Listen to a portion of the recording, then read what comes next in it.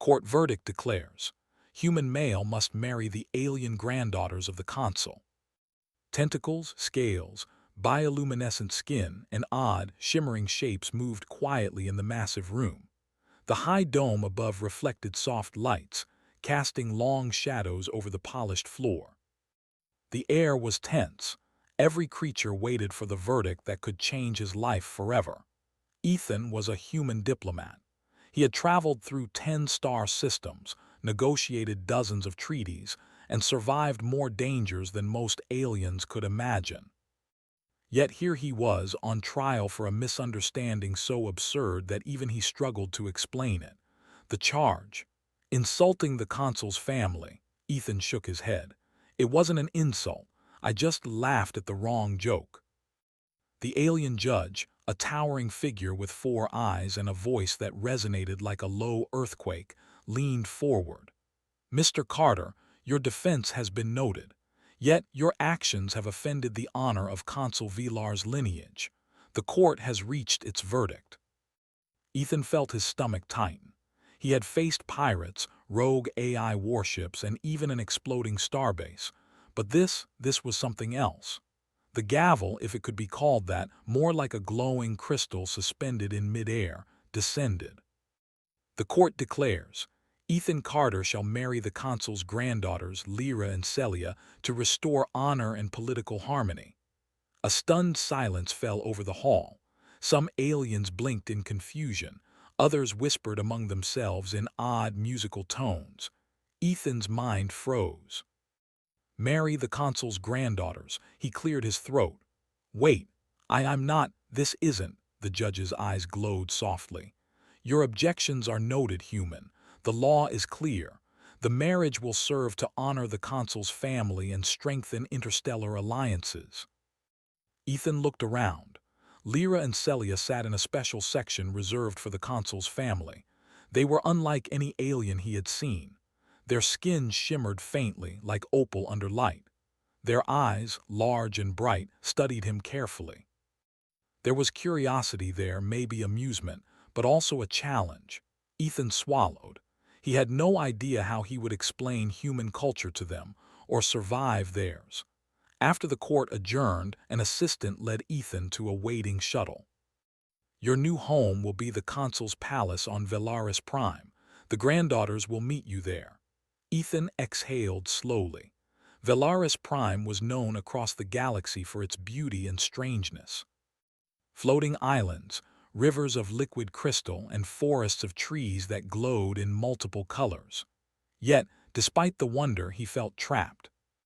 He wasn't just traveling to a palace.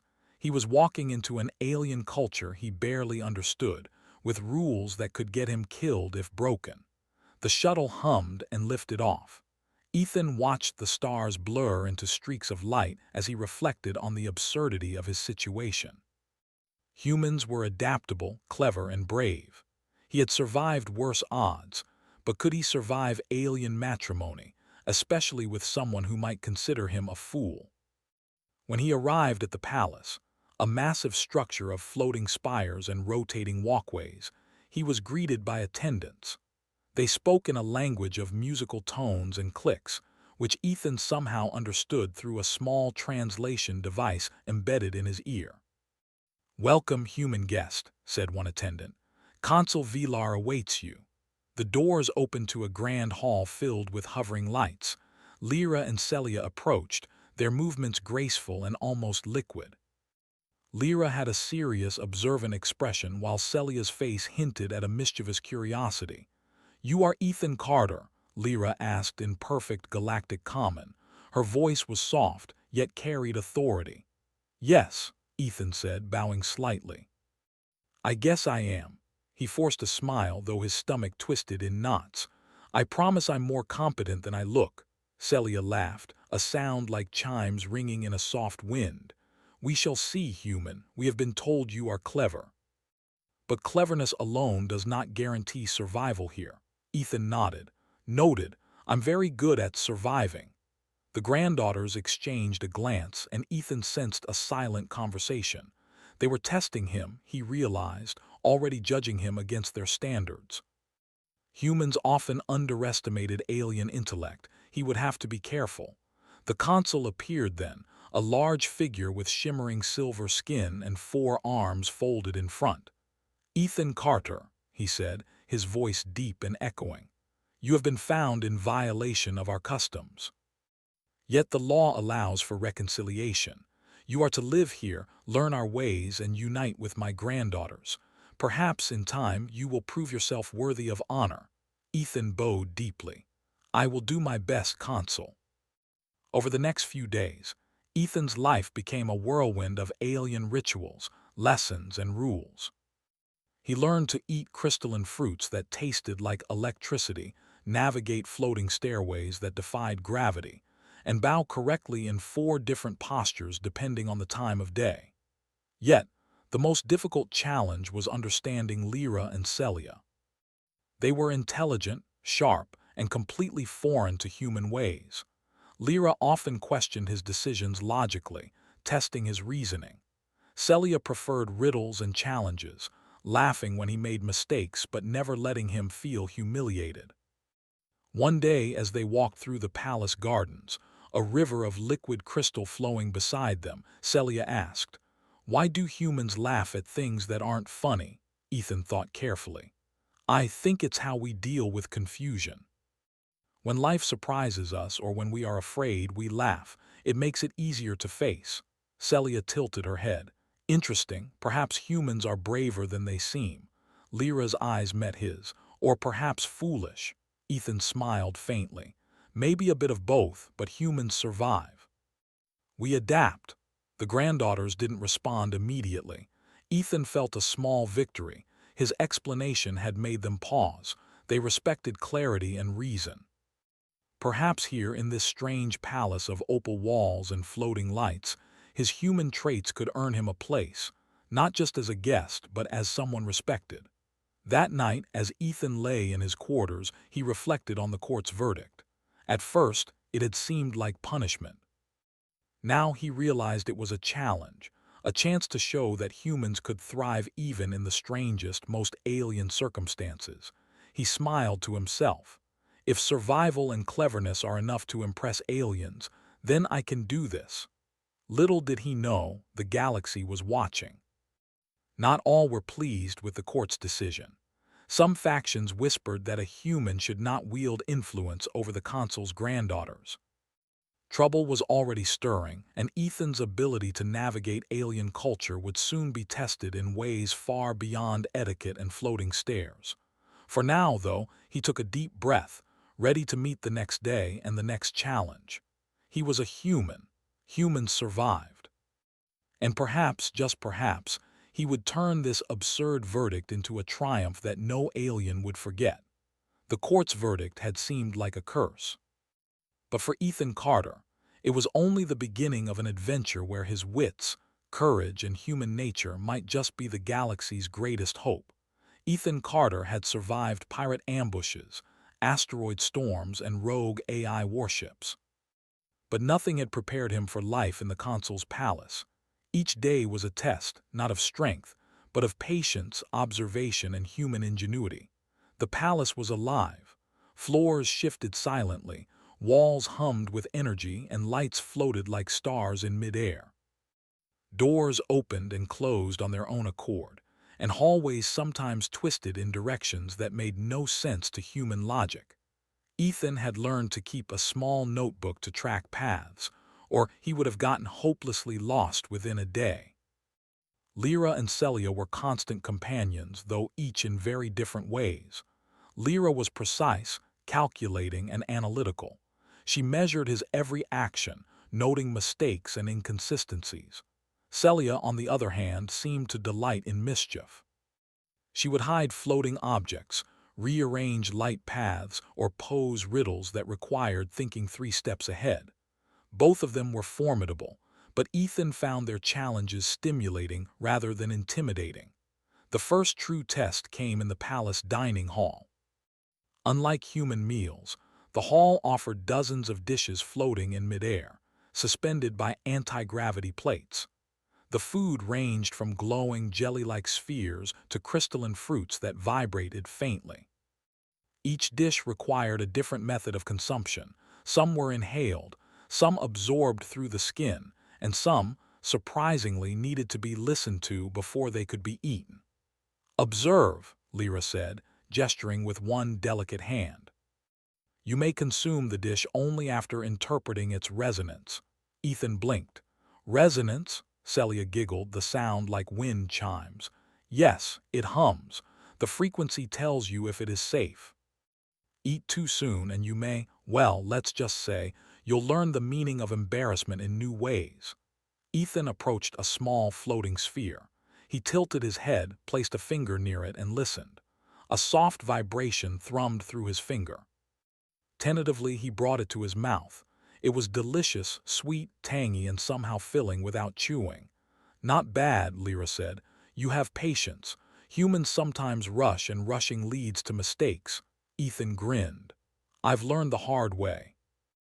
Rushing is usually how humans end up blown up, eaten, or diplomatically humiliated." Celia laughed. "You amuse me, human. Very well. You may proceed to the next lesson." The next lesson was far more challenging. Ethan was led to the palace gardens, where plants floated and glowed. Some were harmless, others emitted small electrical shocks if touched incorrectly. Lyra and Celia instructed him to prune a glowing vine that had overgrown one of the walkways. Ethan examined the vine. It wasn't enough to cut it with force. He had to trace its growth patterns, understand its rhythm, and synchronize his movements with the faint pulses it emitted. Mistakes would shock him, but success would result in a glowing flower blooming perfectly in the air.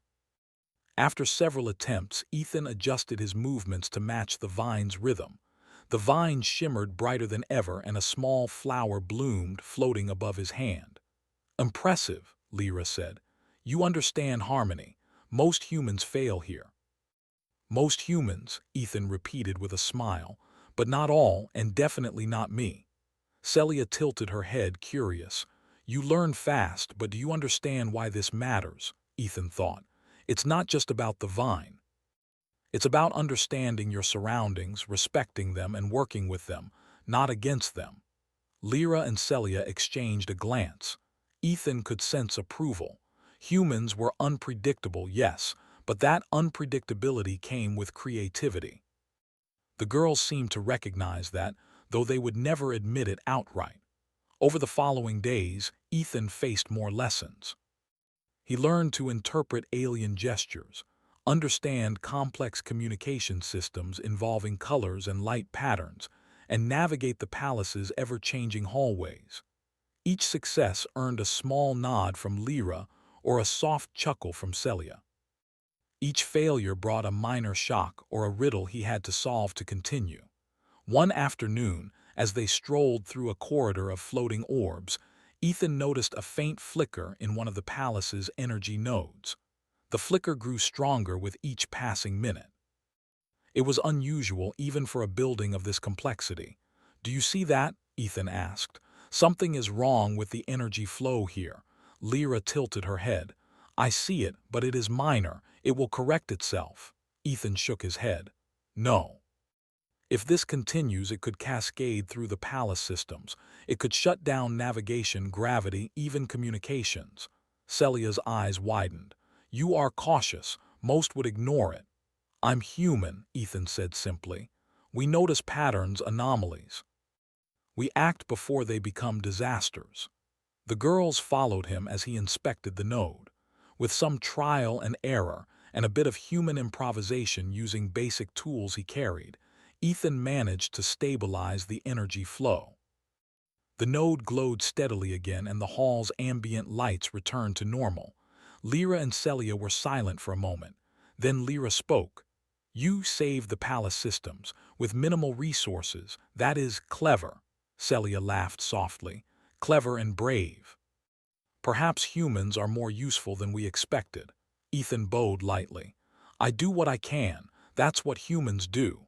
That night, as he reflected on the day's events, Ethan realized something important.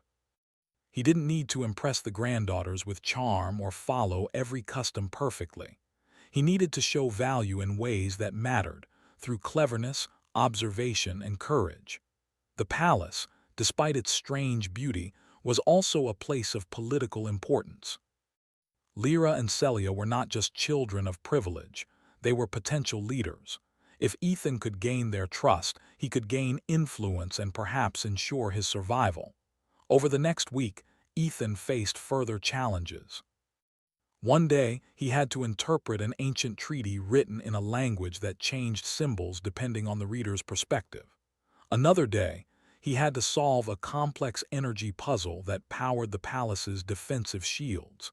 Each task was impossible at first. But Ethan approached them as a human would, with observation, trial and error, and clever reasoning.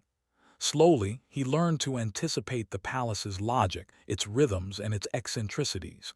With each success, the granddaughters' respect grew. Lyra would nod slightly when he solved a problem correctly. Celia would smile, sometimes even offer a hint, acknowledging his growing understanding.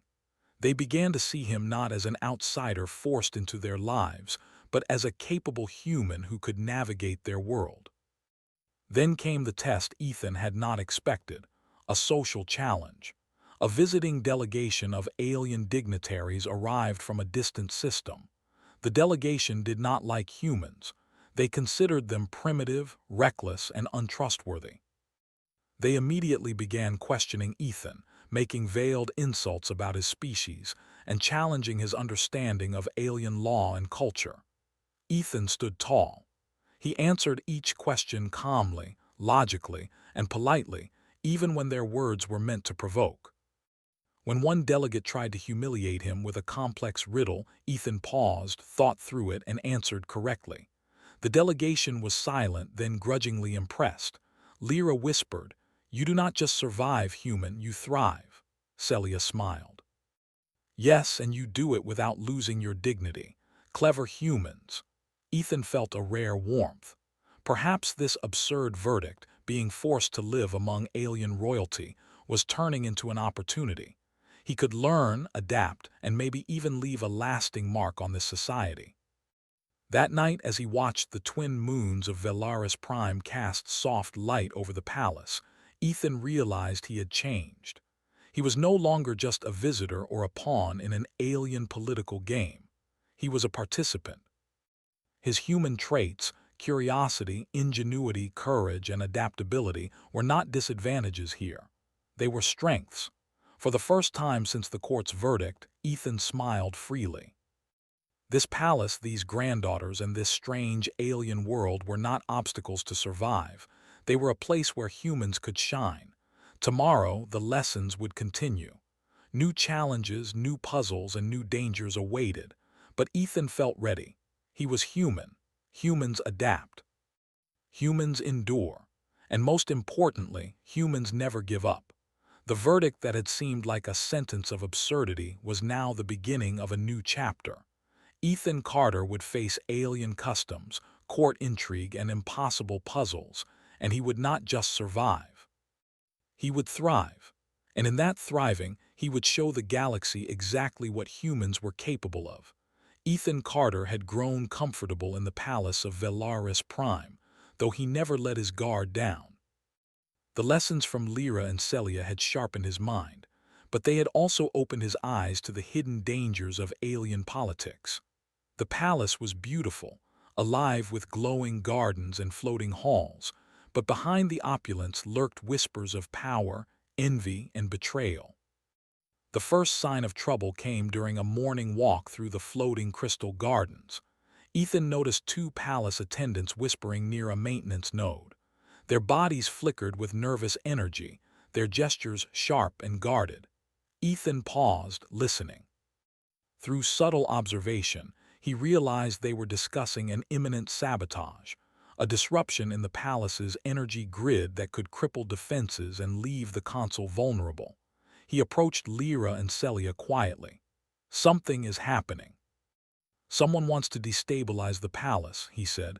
Lyra's four eyes narrowed. "Do you know who?" "Not yet," Ethan replied, "but I can track it. Humans are good at spotting patterns."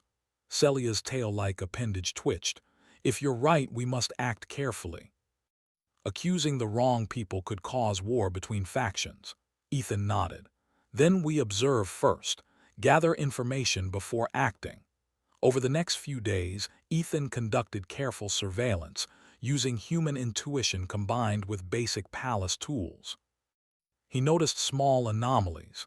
Maintenance schedules shifted, energy fluctuations subtly altered, and certain guards were repeatedly absent at key moments. Finally, the evidence pointed to a faction of visiting alien diplomats who had arrived the previous week. They were from a neighboring system, ambitious and resentful of the Consul's influence. Their plan was clear.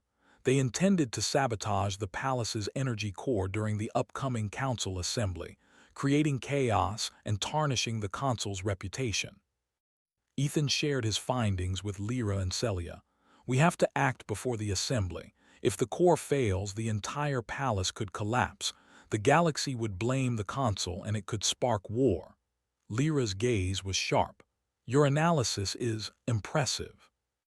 Most humans would panic or act recklessly. Ethan smiled faintly. Humans are patient, we plan, we adapt, and sometimes we survive because we notice what others miss. The three devised a strategy. They could not confront the diplomats directly, it would alert them. Instead, Ethan proposed a series of subtle interventions, rerouting energy flows temporarily, creating false maintenance logs, and discreetly isolating the diplomats' access to sensitive systems. It required precise timing and flawless execution. When the day of the council assembly arrived, the palace was alive with dignitaries from dozens of systems. The halls shimmered with floating lights, and the energy nodes glowed in perfect rhythm. Ethan moved through the palace like a shadow, adjusting flows, monitoring nodes, and signaling Lyra and Celia with subtle gestures. At the climax of the assembly, the visiting diplomats attempted to trigger their sabotage. Alarms would have sounded, the core would have faltered, and panic would have erupted. But Ethan's interventions worked flawlessly. Energy pulses redirected, nodes stabilized, and the assembly continued without disruption. The diplomats' plan was exposed indirectly. Security systems captured minor anomalies, and the palace attendants confirmed the attempted interference. The visitors were publicly confronted, not humiliated, but clearly prevented from causing harm. The council assembly ended successfully, the consul's authority intact. Lyra and Celia observed Ethan with newfound respect. Lyra spoke quietly. You do not just survive in this palace, human. You influence it, you protect it. Celia added with a smile, and you do it cleverly. I admit I doubted you. But your methods, they are unlike anything we expected. Ethan shrugged modestly. I do what humans do best. We think, we adapt, we act when others hesitate. That evening, the palace held a celebration to honor the successful council assembly. Ethan, though still a guest, was acknowledged as a key contributor. Attendants, dignitaries, and even Lyra and Celia's peers treated him with respect. A human in the heart of alien power, being recognized not for force or wealth, but for intellect, observation, and courage. This was unheard of in many systems. Yet, danger still lingered. Ethan knew that others would be watching him more closely now, some with admiration, others with envy. Political intrigue was never finished. Each victory only drew new challenges. But he also knew that humans could handle such pressure. In the days that followed, Ethan was invited to council meetings, palace strategy sessions, and diplomatic discussions. Lyra and Celia stood by his side, their trust in him growing stronger. They even began seeking his advice on matters of custom, security, and interstellar negotiations. One night, as they walked along a bridge of floating crystal, Celia asked, "Do you really think humans can influence the galaxy?" Ethan looked out over the city of Velaris Prime, lights shimmering like stars in the dark sky. Yes, humans adapt, survive, and think in ways others don't. We make mistakes, but we also find solutions. That's how we survive and thrive. Lyra added, and you are proving it. Not by brute force, not by cunning alone, but by cleverness, observation, and courage. Ethan smiled faintly. Humans have a way of showing up where it matters most. Sometimes the galaxy doesn't see it coming. As the weeks passed, Ethan's reputation continued to grow. He mediated disputes between alien factions, solved logistical problems in the palace, and even proposed innovations to energy systems that impressed engineers and dignitaries alike. All the while, he maintained a light-hearted humor that made him approachable, despite being a human in a palace filled with sophisticated alien intellects. But with recognition came new challenges. Certain factions, jealous of Ethan's rising influence, began plotting again. Small, subtle sabotage attempts occurred, minor energy surges, manipulated information, and whispered rumors designed to discredit him. Ethan, however, anticipated these moves. Using a combination of human reasoning, careful observation, and collaboration with Lyra and Celia, he neutralized each attempt before it could escalate. One night, while reviewing palace records, Ethan discovered a particularly dangerous plan. A group of visiting aliens intended to release a virus into the palace's energy network, a virus capable of erasing critical system protocols, potentially trapping the inhabitants and leaving the palace defenseless. He acted quickly. Drawing on everything he had learned, he devised a containment plan. Working with Lyra and Celia, they isolated affected nodes, rerouted energy flows, and neutralized the virus.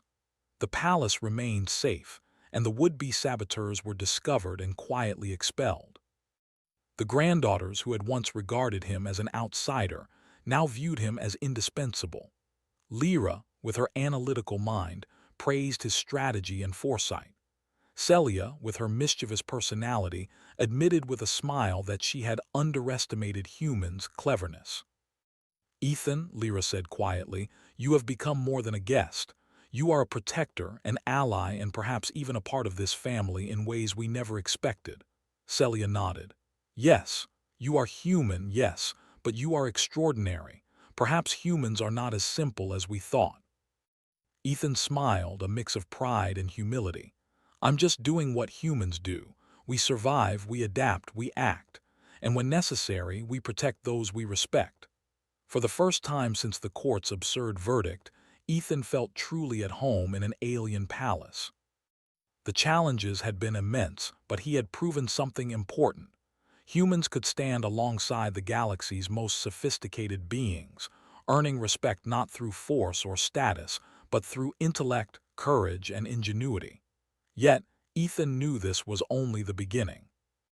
The galaxy was vast, full of danger, intrigue, and opportunities. If a human could navigate the palace of Velaris Prime, perhaps there was nothing he could not face.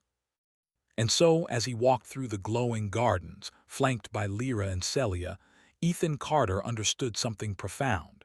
Humans were more than survivors. They were creators, problem solvers, and sometimes the unexpected heroes of alien worlds. The palace might be beautiful, mysterious, and sometimes perilous, but it was also a place where a human could shine, and Ethan intended to shine brighter than anyone expected. Tomorrow, he would face new trials, new challenges, and new opportunities to prove that humans could not just survive. They could change the course of galactic events. Ethan Carter stood at the balcony of the Consul's palace, looking out over Velaris Prime. The twin moons hung low in the sky, casting silver light over the floating gardens, the crystal towers, and the river of liquid light that wound through the city below. The palace had survived sabotage, political schemes, and even threats from distant factions. And through it all, Ethan had proven what a human could do: adapt, think, and act when others hesitated. He had come far from the galactic court, from the absurd verdict that had declared him a husband to the Consul's granddaughters. What had seemed like a punishment had transformed into an adventure, one that had earned him respect across the palace and beyond. Lyra joined him quietly, her 4 eyes reflecting the moonlight. "The assembly will convene soon. "Are you ready?" she asked. Ethan nodded. "I've never been more ready. Humans adapt, we face challenges, and we find solutions when others can't." Celia appeared moments later, her expression bright, mischievous, but serious. "And you've proven it time and again, human. Today is just the final step." The final step was a public council session. Word had spread of the attempted sabotages, the political schemes, and the intelligence Ethan had brought to light. Many alien dignitaries were curious to see the human who had survived the palace's trials, solved impossible problems, and helped prevent galactic chaos. As the council chamber filled, Ethan felt a mix of nerves and confidence. He had faced worse: rogue warships, treacherous pirates, and collapsing starbases, but this was different. This was diplomacy, culture, and strategy combined. And this time the stakes were not just survival, they were recognition. The consul entered the chamber, flanked by Lyra and Celia. His voice echoed through the hall. "Today, we recognize the contributions of a remarkable individual. Ethan Carter, a human, has demonstrated intellect, courage, and loyalty beyond what we expected. His actions have preserved the palace, protected the council, and prevented interstellar conflict." Murmurs filled the chamber. Some dignitaries whispered in astonishment, others nodded with approval. The human, once seen as an outsider and a liability, now stood as a figure of admiration. Ethan stepped forward. "Thank you, Consul," he said simply. "I only did what humans do best. We observe, adapt, and act. When necessary, we find solutions that others may not see. Today, the palace and its people were the ones I chose to protect." Lyra's gaze was sharp but approving. "You speak the truth, and truth is valued here." Celia added, "And courage, human. You act with it even when others hesitate." The council erupted in applause, a sound of recognition that echoed through the palace. For Ethan, it was more than personal triumph. It was proof that humans could earn respect in the most alien, sophisticated societies. Yet, even as the applause faded, challenges remained. A delegation from a rival system had arrived, their intentions unclear. Ethan observed them closely, noticing subtle signs of suspicion and minor attempts at manipulation. He knew diplomacy was a continuous test. Humans had survived the impossible, but they also had to anticipate the future. During the discussions, Ethan applied the same human logic and reasoning that had guided him through the palace. He interpreted hidden cues in speech, noted inconsistencies in data, and suggested solutions that satisfied multiple factions. Gradually, the rival delegations' hostility softened. They recognized the human's insight and began to engage with respect rather than suspicion. After hours of negotiation, the Council reached agreements that strengthened interstellar alliances, improved energy-sharing networks between systems, and ensured the palace's security. Ethan's role was clear. Humans could be trusted allies, capable of thinking creatively and acting decisively in high-stakes situations. Later that evening, Ethan walked with Lyra and Celia through the palace gardens, reflecting on the journey. "I never expected this," he said. "When the court declared me married to you, I thought it was a sentence. Now it feels like an opportunity, a chance to prove that humans can survive and even thrive." Lyra smiled faintly. "At first, we doubted you. We thought humans were weak, impulsive, and unpredictable. But you have shown otherwise." Celia's expression was playful. "Yes, and it is entertaining to watch a human adapt so quickly. You have earned our trust and, more importantly, our respect." Ethan chuckled. "Trust and respect sounds better than punishment." They walked in silence for a while, enjoying the soft glow of the gardens. Ethan understood that the verdict had not been punishment. It had been a challenge, a test that humans were uniquely equipped to handle. Observation, reasoning, and courage, these were traits that could change perceptions, even across species. The next morning, Ethan was summoned to the consul's council chamber again. This time, the matter was personal. The consul addressed him directly. "Ethan Carter, you have done more than survive. You have earned the respect of this family, the palace, and now the council. The law that forced your presence here has become obsolete. You are no longer a guest under obligation. You are an honored ally of the consul family. Your actions have bridged cultures and proven that humans have value beyond measure." Ethan felt a rush of gratitude. He bowed deeply. "Thank you, Consul. I am honored, and I will continue to serve, whether as a human, an ally, or a friend to your family." Lyra approached, her voice calm and measured.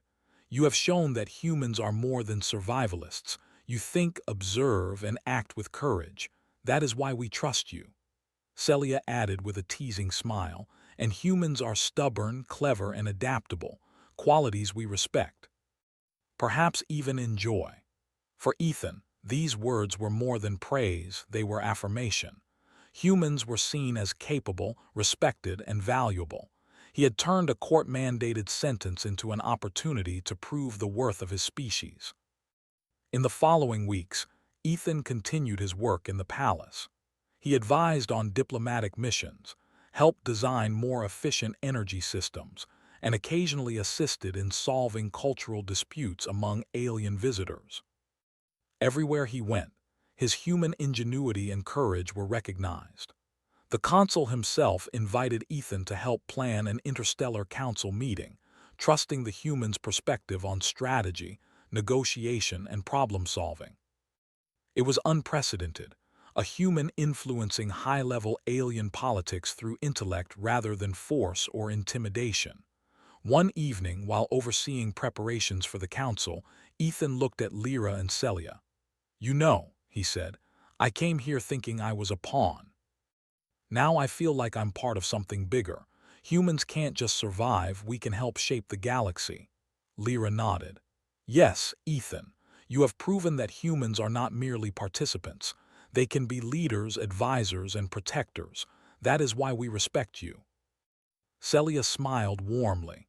"And humans are clever in ways we never expected. You have changed our perception, human. That is a rare gift." Ethan felt a surge of pride, not just for himself, but for all humans. The verdict that had once seemed absurd had become a story of triumph. How a human could stand out, adapt, and earn respect in an alien world. Months passed, and Ethan's reputation spread beyond Velaris Prime. Other systems began to seek human advisors, diplomats, and problem-solvers. Humans were no longer seen as simple or primitive. They were clever, adaptable, and courageous. Finally, one quiet evening, Ethan stood once more on the balcony, looking out over the glowing city. Lyra and Celia joined him, and together they watched the twin moons rise. "You have changed this palace," Lyra said softly, "and perhaps in small ways the galaxy as well."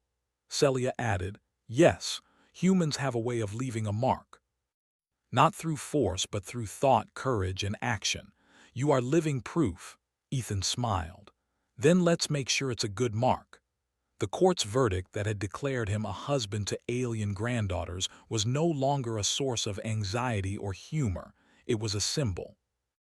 A symbol that humans could adapt, thrive, and earn respect in the most alien and complex situations. Ethan Carter had not just survived Velaris Prime, he had changed it. He had earned the trust and admiration of Lyra and Celia, secured the palace against sabotage, and proved that humans could influence the galaxy through intelligence, courage, and integrity. And as he looked out over the glowing city, he knew that this was only the beginning. The galaxy was vast, full of challenges, opportunities, and dangers, but humans were ready. Humans adapted. Humans survived. And sometimes humans thrived in ways that no one, not even the most advanced aliens, could have predicted. Ethan turned to Lyra and Celia, his allies, his friends, his bridge between worlds. "Shall we see what the future holds?" "Indeed," Lyra said. "Absolutely," Celia added. And together, the human and the alien granddaughters stepped forward into a galaxy where respect was earned. Alliances were forged, and humans had proven that their ingenuity and courage could shine across the stars.